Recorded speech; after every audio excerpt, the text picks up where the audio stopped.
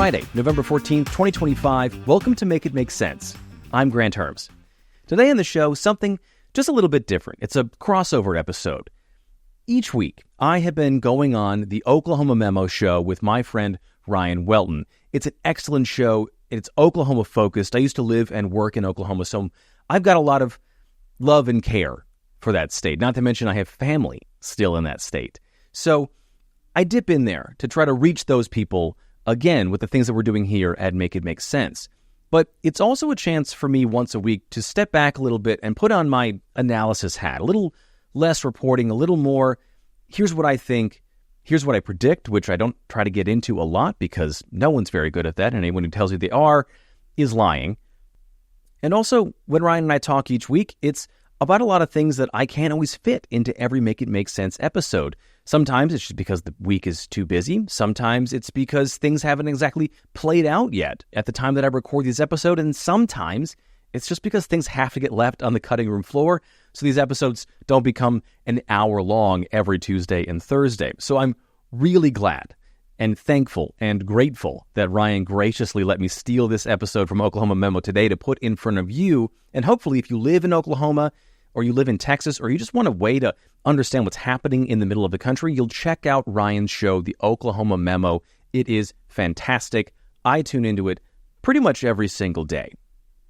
But before we get to that, make sure you're following or subscribe to this show, Make It Make Sense with Granthermes on whatever podcast app you're listening to it on. Like, subscribe, leave a comment below if you're a watcher on YouTube. Sign up for the Make It Make Sense Substack, where I've got a brand new article out today because I poured over the 20,000 plus Epstein estate documents that were released by the House Oversight Committee, and I explain what I found. And it raises some serious questions about whether the president might be compromised, whether he was during his first term, and whether he might still be now, and what we should do about that.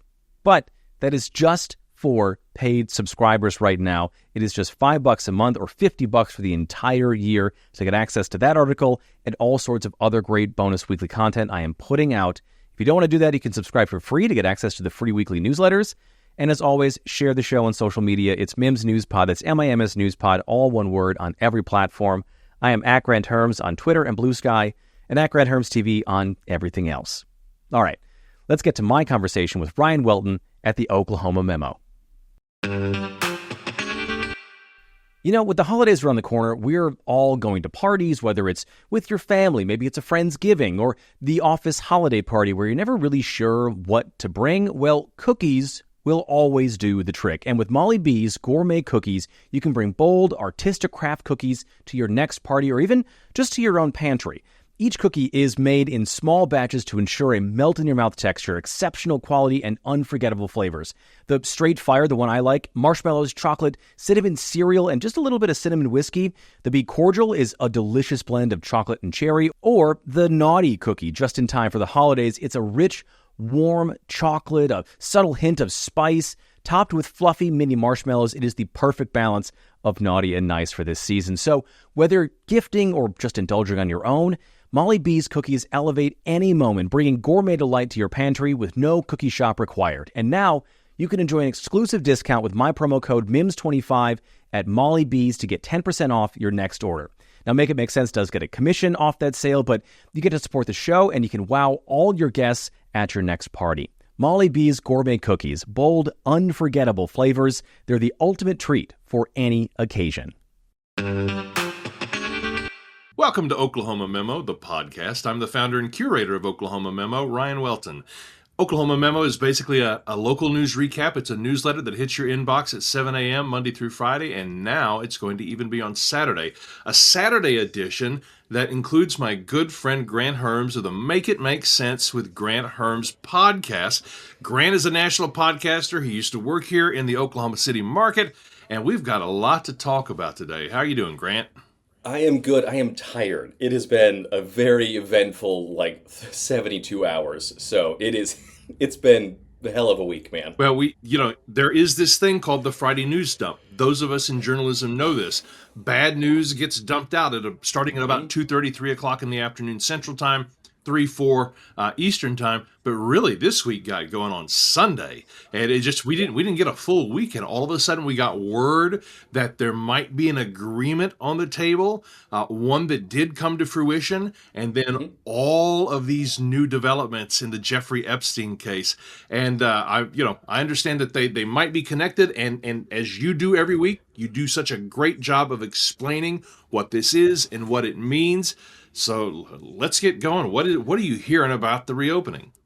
Yeah, let's start with what this deal is. And so technically it's all one big bill, but it is a deal that is in three parts. It's like these little minibus is what they're called instead of omnibus. I mean like big giant bills.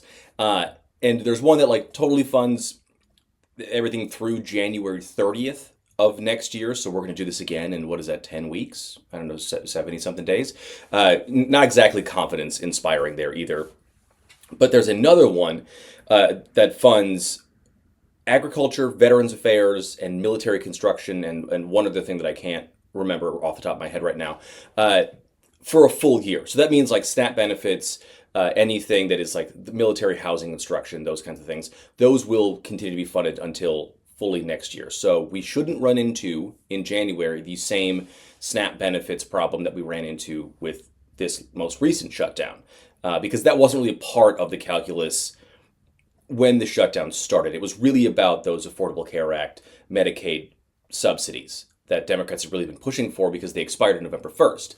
Those did not make it into this deal. I know you've talked about this on social media and on Oklahoma Memo, but like for folks who don't know that, because you have busy lives, those things the Democrats were fighting so hard for did not make their way into this deal. What they got was a pinky promise from Senate Majority Leader, South Dakota Senator John Thune, Republican, obviously Republicans in the majority, to have this vote on ACA subsidies by the second week of December. And that's an interesting timeline for this because it's related to the Epstein stuff that I'll talk about, I think, a little later. But that's what 8 Democrats, 7 Democrats, and 1 independent who caucuses with Democrats, Angus King from Maine, that's what they agreed to do, and the government reopens. It's really interesting to see kind of the back and forth about, did Democrats cave? Did they not cave on this? I talked about this in my show on Tuesday, that like both things aren't actually mutually exclusive. It could be that the Democrats gave up the ghost here too soon. Pressure was working on the White House. More Americans than not blamed Republicans and Donald Trump for the pain being caused in the shutdown. That was only getting worse. The president's poll numbers were sinking. The president himself was getting kind of tired with the shutdown, likely because of those things. And so he was trying to get, as we've talked about before, he was trying to get Republicans in the Senate to blow up the filibuster and end that completely and take the Senate nuclear option, as they call it, because he was bored with it. And so he wanted it over. And so, did the Democrats give in too early? Maybe they could have gotten something out of this. We would have gotten real close to Thanksgiving, and that maybe that could have put some pressure in places and on people too. So that's one wing of this. But it could also be that Democrats kind of win for losing on this. That what ends up happening is they say, we gave them, as in Republicans, 18 chances or whatever it is, to come to the table even to talk about the thing that we want to talk about, which is ACA subsidies. And they said no. They knew the consequences of not extending these subsidies, which is skyrocketing premiums for people who need ACA, Affordable Care Act health insurance. It means that millions of people will lose their health insurance, and just as many people likely will not be able to get back their health insurance. The insurance premiums for the rest of us who are not in the marketplace like that will be also going up starting next month, or starting in 2 months from now in January. And the Democrats can say, Republicans know all that, and now whatever happens with your health care bill is on Republicans, and we've got elections coming up. And so they, did they time this in a way? Were they playing some sort of 4D chess? I don't ever think anybody's ever playing 4D chess. I just don't think so. I do think that maybe there was just kind of a way where Democrats could spin a loss here as a win. And maybe they kind of always knew that. That's a possibility. That's part of their thing. But that's what we get here with this deal.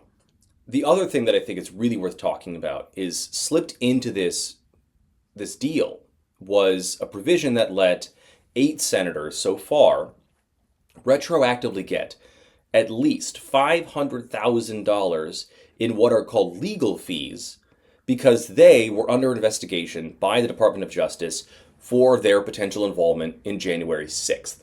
And it also allows senators to sue the Department of Justice for being investigated, which is kind of wild. It puts them in a position that is somewhere outside the law in a way that we don't normally think of elected officials being. Not really since Donald Trump becomes president. And what it means is that these senators can use taxpayer money, and potentially some of them could use $1 million of taxpayer money to fund lawsuits against the taxpayer-funded Department of Justice, which will then have to use taxpayer money to defend against these cases that will be overseen by tax-paying judges who are paid by taxes, these senators could then get payouts and settlements with a very friendly Department of Justice right now, using taxpayer money for a thing that was pretty routine investigating. What was happening in the January 6th investigation was that these senators were potentially involved in trying to undermine the 2020 election or maybe coordinate, in part, the attack on the Capitol.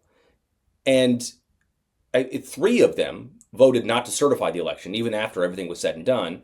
One of them, Ron Johnson from Wisconsin, was talking back and forth with an election-denying activist, and then that person got him forged documents for the state of Wisconsin saying that Donald Trump won, not Joe Biden. And then Ron Johnson, a sitting senator, tried to hand an envelope to the Vice President of the United States with forged documents inside it. And I have to say here, too, well, for legal reasons, that Johnson denies this. He says he didn't know what was in that envelope, which maybe that's true, but also, what are you doing as a sitting senator just handing a random envelope to the Vice President of the United States? That's an aside here. These senators had their phone records downloaded basically or subpoenaed and gotten a hold of by the Special Prosecutor Jack Smith and the Department of Justice that was looking into whether or not they had any real major involvement in January 6th. And all these senators said it was tantamount to wiretapping.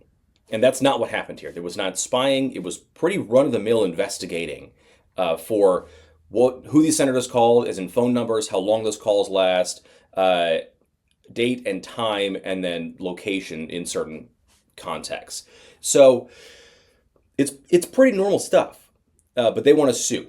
And that was slipped in here at the last second. It was brokered by John Thune, the Republican majority leader, and worked out with Chuck Schumer, the minority leader. So it's in a way that Chuck Schumer has voted, not to reopen the government in this deal because he said it was a raw deal, knew that it was going to pass, and then also allowed this thing to be in this deal.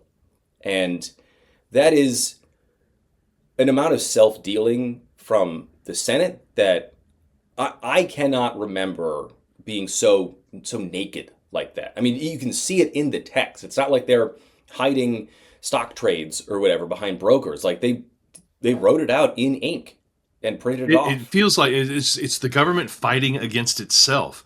And when I think about all of the political arguments that happen between Democrats and Republicans about tax increases, tax cuts, anytime you're spending money that doesn't actually benefit or go toward the people, isn't it just a tax increase? So this is a $500,000 per senator involved here Right. tax increase because we Right. ultimately pay the bill for all of this. Right. And you're talking about, too, a party that has been nonstop since Trump started running for office again in 2024, 2023, really. They've been nonstop talking about waste, fraud, and abuse. They set up a whole department, not department, about it at the beginning of the presidency. James Lankford from Oklahoma does a federal fumbles report every year about waste, fraud, and abuse in the government. And I have not seen him say a single thing about this deal yet. And that could just be because it didn't come across my radar, but I'm pretty plugged in And for him to not say something is shocking to me. Right. Not that he's... He might be taking the baton from the late Dr. Tom Coburn, who used to do that also. But there was an interesting article that I just saw from Newsweek, is President Trump losing his grip on MAGA. So, I mean, do you think that we're going to start to see more and more? We're going to segue into the conversation about Jeffrey Epstein. I do want to get your take on what happens now. I listened to one of your episodes this week about it's not that simple to just reopen the government. But if President Trump is losing his grip on MAGA, I think we're going to have a lot more of these micro arguments happening. Yeah, I think so too. And like, I want to talk about that when we get to the Epstein stuff here in a second, because that's baked into all of this. But when it does come to the sort of like news you can use portion here, the White House has said that they want everything in the government to be back open by the middle of next week. Like we're talking like the 19th. And that's a pretty quick spin up to get people back to work, to get people who thought they were fired to come back into work. Checks will start going out this weekend. It'll start with General Services Administration, which is basically like maintenance for buildings. Like they do a lot more than that, but like think of it like that. And then the Office of Personnel Management, which is also kind of like HR. Again, they do a lot more than that, but think of it that way. Starting there, which is a good place to start if you're trying to reopen let's say the government is an office building. If you're trying to restart an office, like good place to start with those two. And then sort of out from there, we get different levels of when, in timelines of when these checks will go out. Department of Defense goes out, I believe it's on Sunday. Social Security will go out Monday, and then Transportation as well, which is the FAA. Those payment checks to furloughed workers will go out Monday. Some larger other agencies like state will also happen over the weekend, and then that will hopefully then spin up by the middle of the week. Now, there will be hiccups. Agriculture is also one that will happen this weekend. I think that one's on Sunday. That's SNAP benefits. And it's just, the United States is massive. It's like starting a giant diesel engine that's been cold for 43 days. It's going to take a little bit to get things back up and running. And it was always the problem with the shutdown, was always going to be the back end of this thing. And the longer a shutdown lasts, it's not just more expensive on the front end, but it's more costly on the back end in terms of time. And so that's what we're going to run into here. Likely, by the week of Thanksgiving, things will be smooth. Mm-hmm. And that's great, especially if you're trying to travel.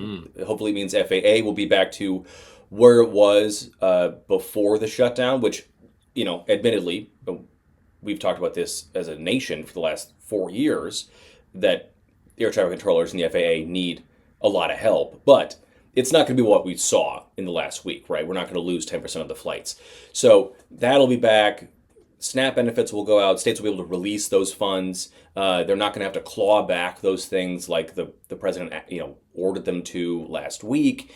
There is an interesting thing there is I don't actually know what happens now to the court cases that are in front of an appellate judge at this moment about whether or not the Trump administration had to fund SNAP during the shutdown.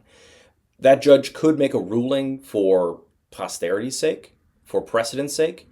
That judge could also just say, hey, it's moot now. Doesn't matter. Shutdown's over.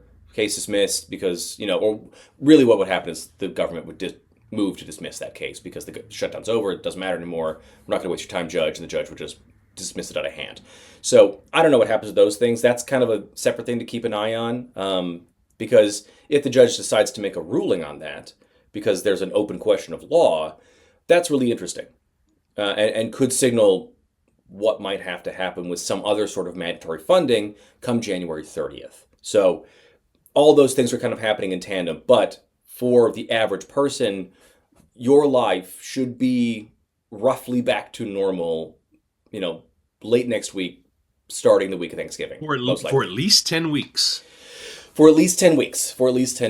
And again, they have worked into this deal that the major things that affect our lives, and a lot of people's lives, especially in Oklahoma, when it comes to things like military bases, those things are funded for the next full year. So we shouldn't have the same problems again. That doesn't mean there isn't going to be a shutdown again. That doesn't mean that we're not going to fight over these things again. It just means that the particular kind of fight we just had, we likely aren't going to see again. From a political philosophy perspective, one of the things that I sort of inferred from the argument to begin with relative to things like Project 2025 is that those in the MAGA world really had a desire to use this shutdown to sort of start the process of trimming the government. And I don't really mean trimming the government. I think of Ron Swanson from Parks and Rec, the guy who's working in government who wants to see government gone. Yeah, yeah. I mean, those folks, those 4,000 or so federal employees who were RIFed, is what it's called, reduction of force, but they were fired during the shutdown. They're all being rehired again. They're all being brought back because that case was also in limbo in court hell somewhere, and they were in this middle space between being fired and not being fired. So they're all brought back. They're getting their furloughed back pay. Also on the back pay for federal employees. This deal also makes it mandatory that they get paid their back pay, which is great. But also, we didn't need that because there was a law on the books from 2019 when that was the last long shutdown, which is also under Donald Trump. And Trump signed into law this thing that said federal workers have to get paid after a shutdown. And the White House was talking in this shutdown about not paying them, so breaking the law that Trump signed, which is a weird thing in itself. But all those folks will come back and will get paid and then are not allowed to be refired once the government is reopened until January 30th. So we could get that whole thing all over again from the Office of Budget and Management, the guy named Russ Vought, who is the head of that, who is if like Ron Swanson was just not a nice guy, basically. Like all the lovable. Yeah, I think Grinch. Yeah. It's the holiday season. Yeah, exactly. I was gonna say if Ron Swanson is a teddy bear, then Russ Vought is the teddy bear from Five Nights at Freddy's. Right. Like that's the difference here. I have no idea if I'm too old to make that reference, so I have no idea if your listeners are gonna get that. But like Monster Bear, yeah. Well, there's one of the reasons Trump may have been bored of the shutdown, sort of an ADHD sort of situation. However, one of the consequences of Congress getting back in session is that the Arizona representative gets installed, and all of a sudden we're going to have a vote on releasing these Epstein files, which more and more, I'm already wondering who's going to play Woodward, who's going to play Bernstein. We've seen this movie before. I truly believe it. Yeah, it's interesting you bring that up too, because as a comparison, because I think people right now are thinking when they look at these Epstein files, it's kind of like how many smoking guns do we need here before, particularly the MAGA base starts really questioning Donald Trump in about what's in these emails and what's in these things that have been released. And the Nixon comparison is really interesting because Nixon took more than 2 years from the start of when Watergate happened to when he resigned was more than 2 years. And it was like 2 years and 3 months, I think. Definitely more than 2 years. Anyway, like we're not even close to that yet. So that's how long things take in government. Things, good or bad, take a long time to work their way through the system. And so just to put that in perspective a little bit, so the Woodward and Bernstein, example is kind of on the nose. So what happens in the House is the House has to come back to vote to pass the Senate bill, which also on the Senate bill and the self-dealing thing, the House is going to try to repeal that thing where the senators gave themselves $500,000 apiece. We'll see if that actually happens. What happens now is there are 218 signatures on a discharge petition to get Mike Johnson, the Speaker of the House, to bring a vote to the floor to vote to get the DOJ to release the Epstein files. I know it sounds complicated, and it doesn't get simpler from there. So that is going to go through. There is a 7-day, what's called a ripening period after all the signatures get on the discharge petition. That happened a couple days ago. After that, that's when a member of the House can say that they want this brought to the floor. Mike Johnson then has 2 legislative days to get that on the calendar. So technically there are somewhere between 9 to 10 days, really 10 days, before a vote could happen. Mike Johnson seems to be skipping that process and just wants this to happen by the middle of next week, which is also interesting given the timeline for everything else. But he could still decide to take the full 10 days, working days, which are not the same as business days or days of the week. The legislative calendar is different. So we will see what happens there. And right now, the president is in full panic mode and is trying to get certain members of the Republican Party to not vote to release the files. At first, it was to not sign the petition, and then once that was sort of a horse that had been let out of the barn already, because that was kind of baked in, it's now more about getting these members to switch their vote when the vote comes to the floor. And he landed this week so far on two specific members of Congress, Lauren Boebert from Colorado and Nancy Mace from South Carolina. And it's really important to point out that this administration, which the president is a person who has been held liable for sexual assault twice now, in his cabinet has several members who have been credibly accused of sexual assault or creating environments that were allowing of sexual assault. He nearly nominated, or did nominate, a man who has been credibly accused of sexually assaulting minors to be his attorney general before that was withdrawn. And he chose to put pressure on Boebert and Mace, who are both assault survivors themselves. I don't know if that was part of the equation, but it is a really weird choice to try to get these two women in particular to try to flip on other survivors. What could be part of the calculus in being really generous about this thing is Nancy Mace is running for governor in South Carolina, and help from the president, money from the party that the president controls in a gubernatorial race in South Carolina would be kind of helpful. And Nancy Mace is sort of losing support right now, like broadly speaking. I don't know the actual polls in South Carolina. Lauren Boebert is not running for a different seat, but there is a pretty crowded governor's race in Colorado right now, and there is a Senate race in Colorado. And the deadline to file for these races doesn't happen until January. So she could still potentially flip her vote. It seems like definitely Mace is not going to be doing that. She posted online that she would never betray other survivors. In a pretty, frankly, moving post online about her experience with multiple instances of assault and what appeared to be, stints of homelessness and real poverty. And like, it's harrowing. And I've known her story for a long time. She's been public about it. And it is harrowing and worth reading.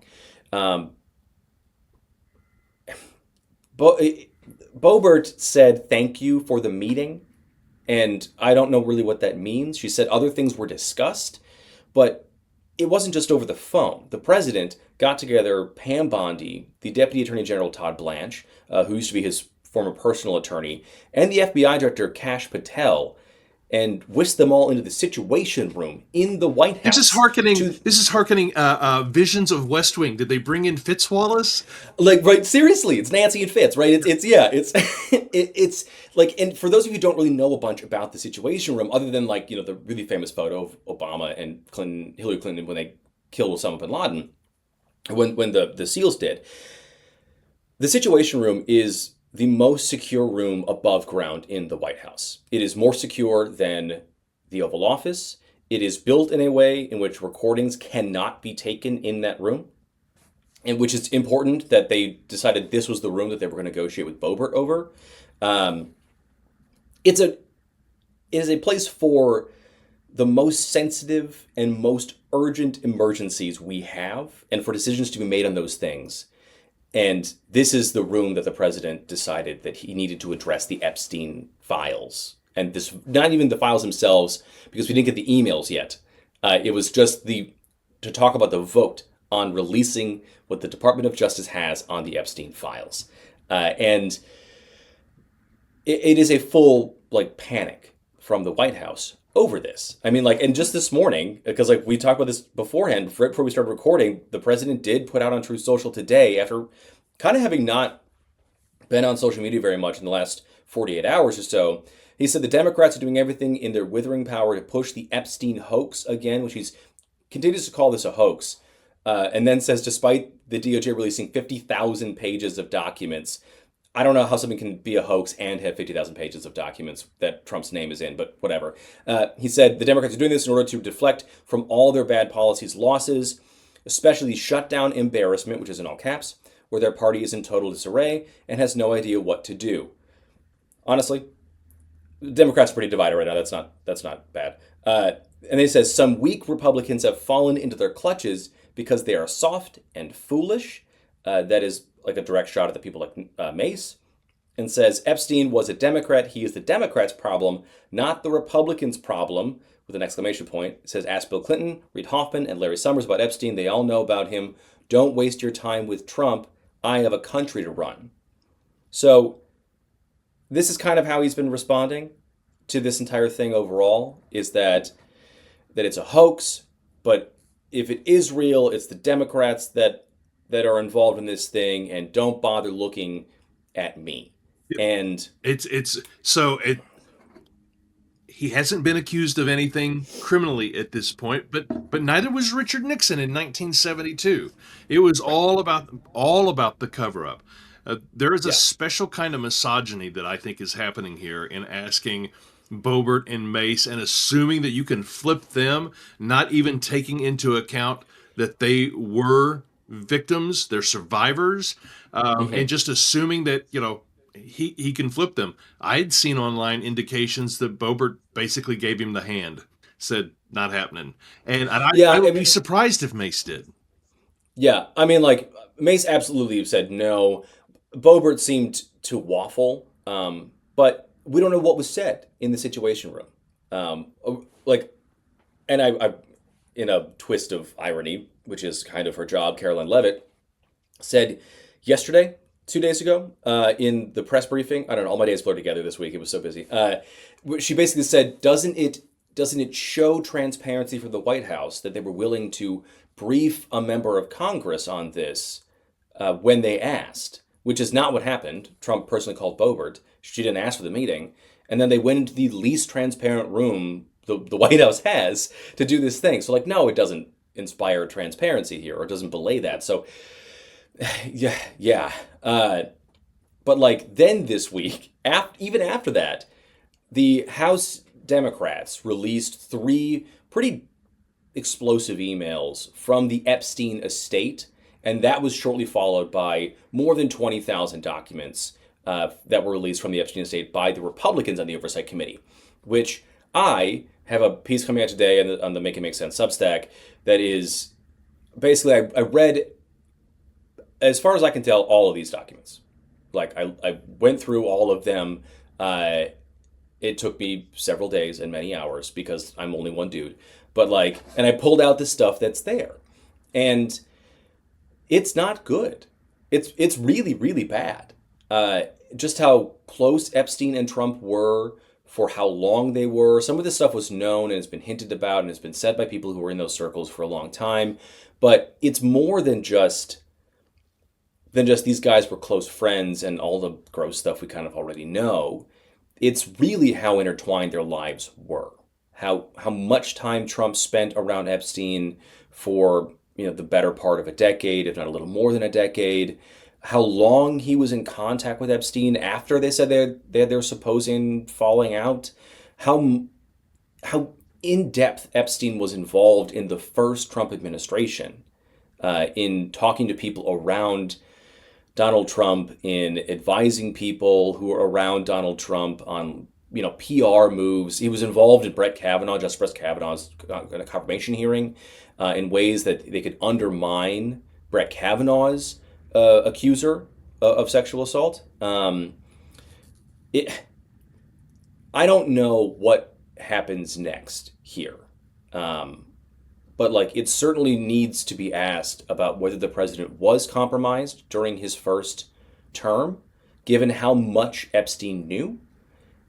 And it really needs to be asked now as well, is the president still compromised, given that Ghislaine Maxwell is still alive and is in a, club-fed, cushy prison in Texas now, where she was sort of surprisingly unscheduled moved to that was terrible grammar, I'm sorry, but moved from Florida to this place after giving what would be like a really, I don't know. It stopped short of praising the president, but like she talked to Todd Blanche, the deputy AG, about Donald Trump and like said some very nice things about the president, knowing all the things that Jeffrey Epstein knows too and is talking about in these emails. When you asked earlier, like, is the MAGA base cracking here? I don't know.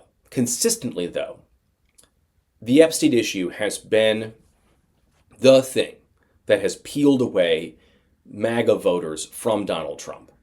It's peeled them away, and some of them have started saying, that Donald Trump isn't MAGA. MAGA is its own thing, which is really interesting. I don't know if that's going to last. I don't know if, when push comes to shove in, let's say, the midterms, when we get, really tribal and really partisan, if those people are going to, throw some of that by the wayside and like, maybe we'll take care of our own house, but let's not let the Democrats win. I don't know. But there are a lot of people tripping over themselves right now to try to make these emails seem like they're lesser than they are. And they just aren't. They are a big deal, and we should treat them as a big deal for the presidency, for the truth-seeking of the survivors, probably first and foremost, and then for the salacious details about Donald Trump taking pictures with naked women or women in bikinis or whatever, right? Like, that's the hierarchy we should treat this. I agree. And there is the morality of this. But when you were the president of the United States, I remember my boss at Griffin. I don't know if you ever got to meet Chuck Malden very much, but he used to talk used to talk about journalists needing to be above reproach, like preachers. Not that you have to be perfect. However, when you're leading the free world, you cannot even be potentially compromised. It renders you useless. And that's the thing. So if folks aren't out there, they're saying, you know what, I'm not into morality. Boys will be boys. Let them do whatever they're going to do. That's wrong when you are the leader of one of the geopolitical powers on the planet. Right. And like, I think Trump has said before in not so many words or, fewer words of this, but like basically people don't understand what Palm Springs was, in the late 90s and early 2000s. You just don't get what New York was like back then or whatever. And like, sure, maybe I profoundly disagree, right. But like, fine. Not fine, but like, that's what he's going to say. And that's not an answer to the question that is, are you compromised? Is there the impropriety here that the Americans should be worried about, that the American public should have concerns about, that potentially somebody sitting in a federal prison right now has a basically blackmail on you? And now, like, what does that mean? And how far does that go? Because that person also knows other people. And like, it's very clear in these emails, and we've known this for a long time too, that like Epstein and Maxwell were internationally connected. And not just through people like Prince Andrew, but like through a lot of other countries that we would prefer somebody who might have damaging information about the current American president doesn't have access to. So those questions are not being answered right now. And the president refused to take questions about it yesterday, on Thursday, at an Oval Office thing, which is like not a thing he does. He loves taking questions. He loves doing it from behind the Resolute desk. He does it all the time. He didn't even take it from people who were friendly to him. So I don't know what will happen next here, but this isn't going to go away. At least not the issue. When it comes to actually releasing the DOJ files, the thing that the president panicked about, all this spin up, that may never actually happen.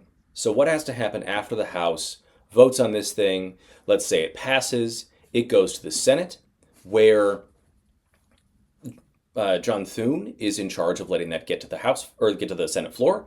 Now, if Thune, knowing that likely this House bill was going to get passed, makes this pinky promise deal to bring up a vote on Affordable Care Act subsidies in mid-December, that's about the time that this bill that passed the House to release the Epstein files would also hit the Senate. And so now, he's going to have these two things to bring to Chuck Schumer and Democrats, saying, well, how bad do you want the subsidies? Because we could agree to do that, or we can agree to vote on the Epstein files, but not the subsidies. So that's a gamble here. If that passes the Senate, which is a big if, it goes to the president's desk. He's not going to sign that. It's vetoed right away. And then it has to get overturned by 2/3 vote in Congress, which is also a heavy lift. So you're saying that this there's a better chance than not that they never get released. There's a better chance than not they never get released. There is a really good chance that a bunch of Republicans, even next week when this vote hits the House floor, say, hey, listen, the House Oversight Committee has released 20,000 pages, plus another 20,000 earlier this year. What more do you want? And it lets them, save face when they go home for the midterms to be like, listen, promises made, promises kept. We released Epstein files. Not the ones we always said we would, but we released Epstein-related files. And then it gives the president cover. So I think there's a better chance than not that this thing never sees the light of day. But it will force Republicans to be on record. It will force the president, if it gets that high, to veto this thing. And a lot of people are going to have to reconcile their votes with that come November. And who knows? Maybe they'll decide that this is just more trouble than it's worth, and they'll run it all the way through. I will tell you, even if you're not running in 2026, Bice, Lucas, Langford, Mullen, Hearn, everybody, you don't want to be the person that said, you know what, I voted to not allow the Epstein files to be released. I don't think that's going to go over well with folks. I don't think so either. I was having a really interesting conversation with a friend of mine a couple days ago, and what he noted was in the 2016 campaign, the thing that just dogged Hillary Clinton among a myriad of other things that were thrown at her, true and false. The one thing that she could not shake was the Iraq War vote. That happened 13 years before she was running for president. And these things that stick so prominently in people's minds, things that most normal people know are wrong and know right from wrong when they see it, those things matter to people. They matter for a long time. There are dozens of politicians who have escaped minor wrongs, but there are big ones, and they just tend to hang around. And if you are a Republican who decides to not vote to release these things after promising to your voters, if you're going to break this promise, people are going to remember that. And we've seen that consistently. Like I said before, this is the thing that peels Republican voters away from their most base voting instincts. I would not want to be somebody who is going to run in 2028 for Senate, or run again if and maybe I squeak through in the midterms this time. But man, this is going to follow people. It really will. It's a litmus test. And as we've discussed today, the shutdown, the subsequent reopening, and the release of these files, the Epstein files, it's all intertwined. And that's one of the reasons why I love talking to you, Grant, is because I understand how this is related to that. And it's all part of your podcast and your Substack called Make It Make Sense with Grant Herms. It comes out several times a week. I want to make sure that folks know where to find you. Where are the best places to find you? I am everywhere that you get your podcast. So Apple, Spotify, iHeart, any of those places. Look up Make It Make Sense with Grant Herms. You can search MIMS too, MIMS. That's the shorthand that I use for it. And that usually actually brings you right to the page. The picture's a little dumpster fire, little red dumpster fire looking guy, because that's how things feel right now. I'm also on YouTube by the same name, Make It Make Sense with Grant Herms, where you can watch the episodes there, so you can see the actual sources I'm using, the stuff I'm talking about, the clips that I use. I think it really kind of enhances, your understanding of what I'm talking about. And then the Substack is the same thing, Make It Make Sense, where I've got a bunch of bonus content up there. I do weekly original reporting and analysis. So if you like the stuff that I'm saying here with Ryan, it's all that same stuff. It's more investigative reporting. It's more laying these things out. Earlier this week, I had one about why the president is fighting the tariffs so hard right now to keep them. And it has nothing to do with actual money. So I'm going to leave that there as like the cliffhanger teaser.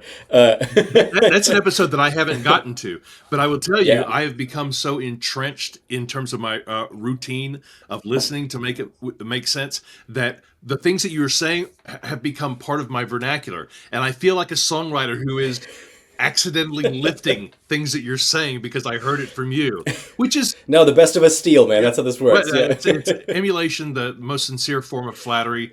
And it's, folks, if you're not looking at, reading, listening to, watching, people don't necessarily watch YouTube. They'll listen to it. So you pull up the YouTube, and you just listen to it. It's a great way to catch up. And I will include this interview in the first ever Saturday edition of the Oklahoma Memo. It'll sort of be like a weekend reader, if you will, that'll have a lot of the conversations. You'll see Make It Make Sense pop up more and more in the Oklahoma Memo as we go, because understanding what's happening at a national level is really important to educate and to inform us of what's happening at an Oklahoma level. So Granthermes, thank you so much for being with us here each week. Thank you as always, man, really. And if you're not subscribed yet to Oklahoma Memo, you have a chance to do that right now. It's free. It will always be free at oklahomamemo.com. Until next week, for Grant, I'm Ryan. We'll talk to you later. I want to thank Ryan again for letting me use this episode, for having me on each week. You can hear me on his podcast every Friday when those drop in the afternoon.